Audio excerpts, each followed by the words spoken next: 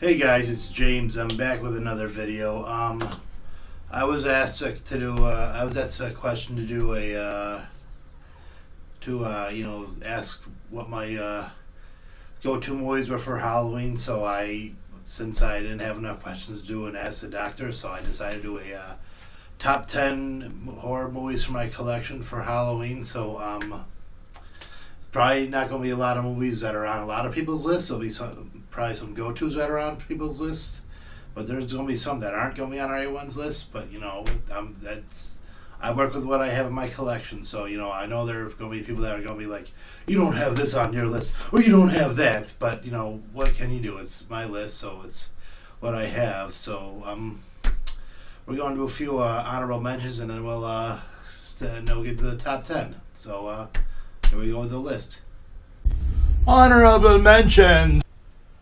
So right now I'm going to do my honorable mentions for my top 10 horror movies. They didn't make the list for one reason or another, but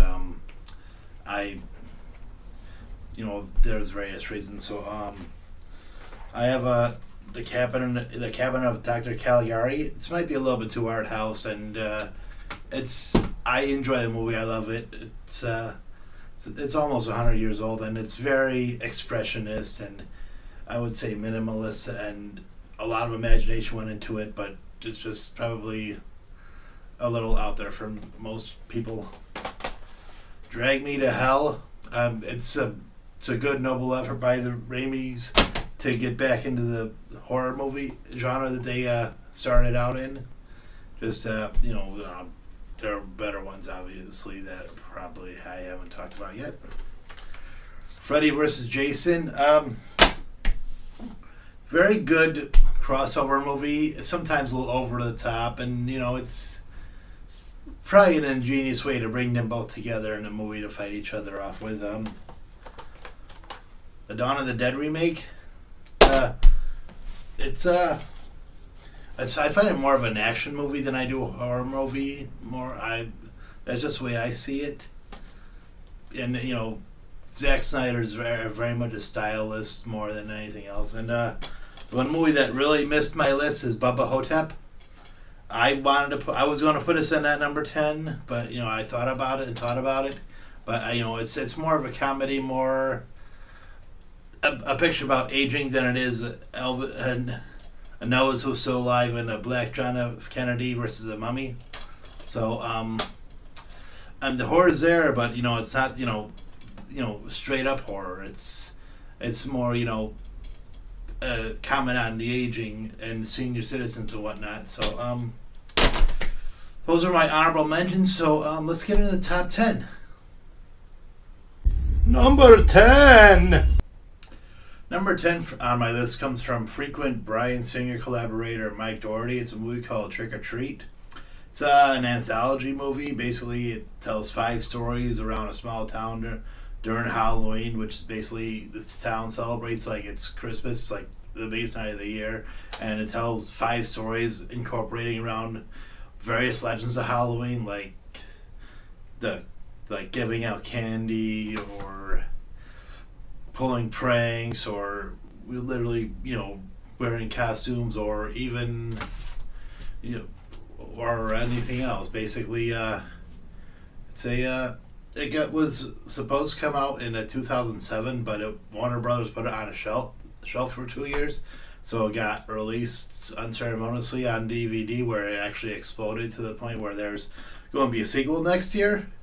But it's a very good movie. I enjoy it quite a bit. It has Dylan Baker as a principal in the first segment of the movie. Brian Cox is in the last segment of the movie. Anna Paquin's in it. I've promoted this movie before on one of my videos, so I'm not going to not promote it again. So watch it if you get a chance. Number 9. Should be no surprise that Stephen King and George Romero are both fans of the old EC horror comics, so obviously they paid loving tribute with the movie Creepshow. It's another horror anthology. It's basically a few tales told in a comic book like format with Leslie Nielsen in it, Ted Danson in it, stories involving a father coming back from the dead to get his cake.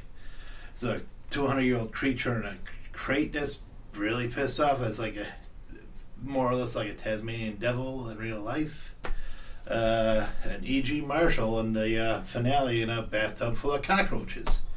I can't say enough of the movie. I hate the specter that comes out in the first intro, because that he always scares the crap out of me.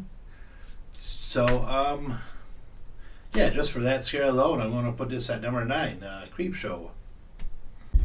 Number 8. Alien slugs come from beyond the stars to take over humans' brains and reproduce in them. In the movie called Night of the Creeps, one of the more humorous movies of the 1980s. It's and one of the goriest. And I wouldn't say it's kind of over the top. It's got a lot of funny one-liners. Tom Atkins cites this as probably his favorite movie that he's done. Jason Lively, the kid who was in the second National Lampoon's Vacation movie, does a pretty good job in it. And it's a great throwback to the B movie era of the 50s, of the horror movies from there. If they up the gore or whatever, but still, this is a white whale for me for the longest time. So I knew they haven't put it on DVD until like maybe a couple of years ago, and I had to buy it on DVD, and then I bought it on Blu-ray, and it's one of the more prizes in my Blu-ray collection. So yeah, I used to watch this on HBO all the time in the early mornings before I went to school. So yeah, Night of the Creeps is a great horror comedy. Number 7. The director of Trainspotting and The Beach brings a new twist to the zombie genre in 28 Days Later, a movie about a virus that's brought about in an animal lab, and a fellow played by Cillian Murphy wakes up literally 28 days after the whole outbreak happened to a totally abandoned London, more or less. So this movie is known primarily for how empty they got the city to look, and it's just the atmosphere might be scary. Besides the fact that this is probably the movie that actually started the fast moving zombie genre. Even though technically they're not zombies because they don't die. It's just the disease takes over. But a zombie is a zombie, I guess. So it's also to take note that the Ninth Doctor, Christopher Eccleston, is the main human baddie at the end. But yeah, it's and Brendan Gleeson plays a father who eventually Cillian runs into down the line as being like the last normal, normal 4 people in London. So if you watch you've probably seen this. So I'm probably preaching to the choir, but if you haven't, if you like it dark, if you like it gritty, if you like it serious with almost no hope to it, please take a gander at this. Number 6. Who would have thought that a movie produced and written by Joss Whedon would have sat on the shelf for 3 years? But that was the case with Cabin in the Woods. It's very close to a masterpiece. It's just a great, ingenious way of turning the traditional 5 kids go up to a cabin and turning it on its head. It's I don't want to ruin it for anyone, but it's very, I would say, Greek chorus interactive. I would say, if you haven't seen this yet, because probably because the reason why I was on the shelf, they probably wouldn't think audiences wouldn't get it, and just like, what? It's not a straight horror movie. I don't understand, but it's probably one of the best horror movies I've seen in the past 10 years. Because of its ingenious and creativity, just for subject matter and what they put the kids through and whatnot. So yeah, Cabin in the Woods. You want to put that on the list. Number 5. I know there are people that are going to be screaming for my head on a plate because I'm not putting this next movie higher on my list because I didn't watch it till 2004. So unfortunately, as much as I enjoy, I love, and I appreciate the original Dawn of the Dead, it was a little bit dated by the time I saw it for the first time. So I didn't really have that nostalgia feel. So I'm not saying obviously I didn't hunt it down in the past couple months because I didn't have it in my DVD collection and can't find a Blu-ray to save my life because Blu-rays are going for $100 on the secondary market. But it's an excellent commentary about the old generation being destroyed by the new generation, the mass consumerism that's destroying our country, and besides that, it's a hell of a zombie movie. And now, it might be more of an R rating, judging because of the kind of gore you see nowadays literally on television. But at the time, it was the violence was so shocking, it was supposed to be X-rated, but they just released it unrated, saying no child is allowed to see the movie in a theater. But maybe with, say, the gore of The Walking Dead, maybe it's more of an R now, but who's to say? I don't do the ratings. So, Dawn of the Dead is number 5 on my list. Number 4. For number 4, I have a movie that was more or less influenced by Night of the Creeps, and that would be James Gunn's Slither. Stars Nathan Fillion as a local sheriff who gets caught up in a alien invasion by slugs from outer space, and but their whole thing is there's more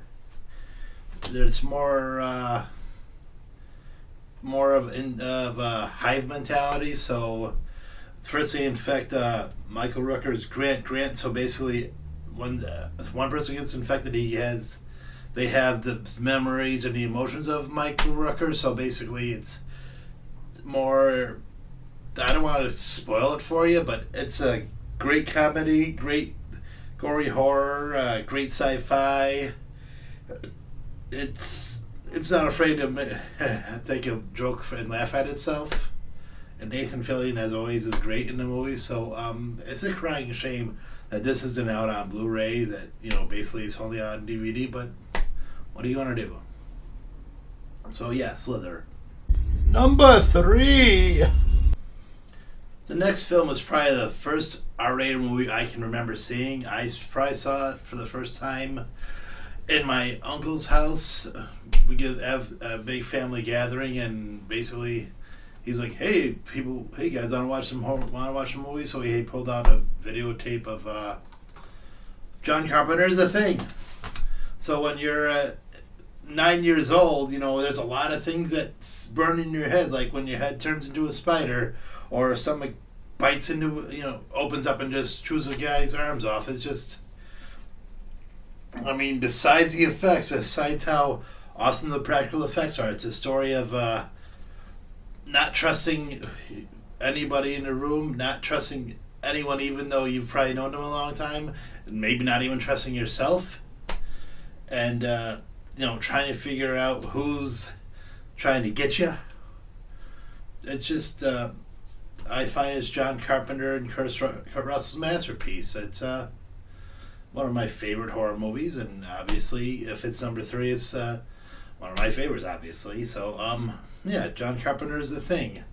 If you haven't seen it, if you're into the CGI effects, give this a try and see what you think. If you're for the gore, if you're for how far they can take practical effects without them looking silly, just give this one a try and see if it doesn't change your mind. Number 2. Number 2. If this wasn't a film about my go-to movies for Halloween, if this is a straight up horror movie, this would be number 1. But number 2 is Evil Dead 2: Dead by Dawn. The sequel to the ultimate movie about grueling terror. you know me. If you know me, you know how much I worship Bruce Campbell and how delighted I think he is, and delightful, and how great he is. He's like this generation's. I mean, he's basically a William Shatner for the next generation. Basically, he's It's not so much his performance. It is his performance, but it's also the writing and the situations that Sam Raimi puts him through, and the inspiring stunt work and horror and whatnot. But it's what happens the next day after the Evil Dead movie. You get some more demon madness going on, and obviously, if you know Ash, you know what happens to old Ridey McGee. So yeah, I discovered this movie more, not so much in a theater, but by the commercial for it. Just the commercial was just so much over the top from scenes from the movie, just like wow. So when I discovered it on Cinemax like the following year, it was I don't remember the date, but I know it was a Saturday night at 9:00. My father was somewhere else, and my grandmother was in bed, and my brother was over at his friend's house for the night. So basically, I watched Evil Dead 2, and it's everything went downhill from there for me. And my number one top Halloween horror film is... Now, as my number one horror movie, go-to movie for Halloween, I gotta say this one movie, there's no other movie that has the look of a Halloween movie than Sleepy Hollow. The Tim Burton, I'm going to say masterpiece. It was probably my favorite movie of 1999. Sorry, Matrix, but it is what it is. I saw it like 3 times in the theater. I thought Johnny Depp was incredible as playing Ichabod Crane as being a coward and whatnot. And the set design is basically the star. And no other film has the Tim Burton. I mean, I wouldn't say Sweeney Todd isn't as a close runner up, but this movie has basically the best looking Tim Burton world I've seen. Like I said, Sweeney Todd's a close second, but even the Tree of the Damned that he goes to is just obviously a Tim Burton looking tree, and I can't say enough. I thought it was a nice twist to the plot to make him an officer going down to see about these murders and whatnot, and I just said I find it to be an effective horror movie, and the one movie I go to every Halloween to watch. So watch it with the lights off and see how it does for you. I know there's going to be probably some disagreements with it, but it's my list, so that's... So, what do you do for Halloween movies? Why don't you give me a comment on the underneath the description below, and let me know. So, those are my top 10 Halloween movies, and thanks for watching, guys. I appreciate it.